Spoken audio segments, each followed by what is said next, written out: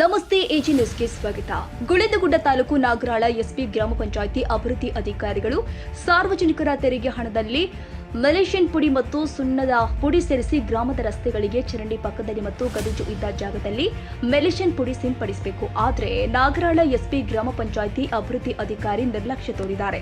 ಸಾರ್ವಜನಿಕರ ತೆರಿಗೆ ಹಣದಲ್ಲಿ ತಂದಿರುವ ಮಲೇಷಿಯನ್ ಪುಡಿ ಮತ್ತು ಸಣ್ಣದ ಪುಡಿ ಎಂದು 4 ದಿನಗಳು ಕಳೆದರೂ ಕೂಡ ಆ ಪುಡಿ ಮಾತ್ರ ಶುದ್ಧ ಕುಡಿಯುವ ನೀರಿನ ಘಟಕದ ಸ್ವಲ್ಪ ಮುಂದೆ ಅಕ್ಕರೆಗಲ ಮೇನ್ ರಸ್ತೆ ಬದಿಯಲ್ಲಿ ಬಿದ್ದಿರುವುದು ನೋಡಿ ಸಾರ್ವಜನಿಕರಿಗೆ ಗ್ರಾಮ ಪಂಚಾಯಿತಿ ಅಧಿಕಾರಿಗಳೇ ಕೆಲಸವೇನು?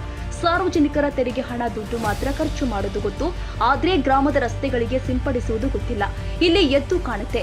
ಗ್ರಾಮ ಪಂಚಾಯಿತಿ ಅಧಿಕಾರಿಗಳ ನಿರ್ಲಕ್ಷ್ಯವೇ ನೇರ ಹೊಣೆಗಾರರು. ಸಾರ್ವಜನಿಕರು ಅಧಿಕಾರಿಗಳ ವಿರುದ್ಧ ಆಕ್ರೋಶವನ್ನ ವ್ಯಕ್ತಪಡಿಸಿದ್ದಾರೆ.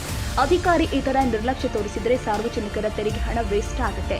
ಇದನ್ನ ಕೇಳುವವರು ಯಾರು? ಇದನ್ನ ಸಾರ್ವಜನಿಕರು ಪ್ರಶ್ನೆಗೆ ಕಾರಣವಾಗಿದೆ. ಇನ್ನು ಮುಂದೆ ಮೇಲಧಿಕಾರಿಗಳು ಗ್ರಾಮ ಪಂಚಾಯತ್ ಅಧಿಕಾರಿಗಳಿಗೆ ಯಾವ ರೀತಿ ಕ್ರಮ ಕೈಗೊಳ್ಳುತ್ತಾರೆ ಕಾದು ನೋಡಬೇಕಾಗಿದೆ.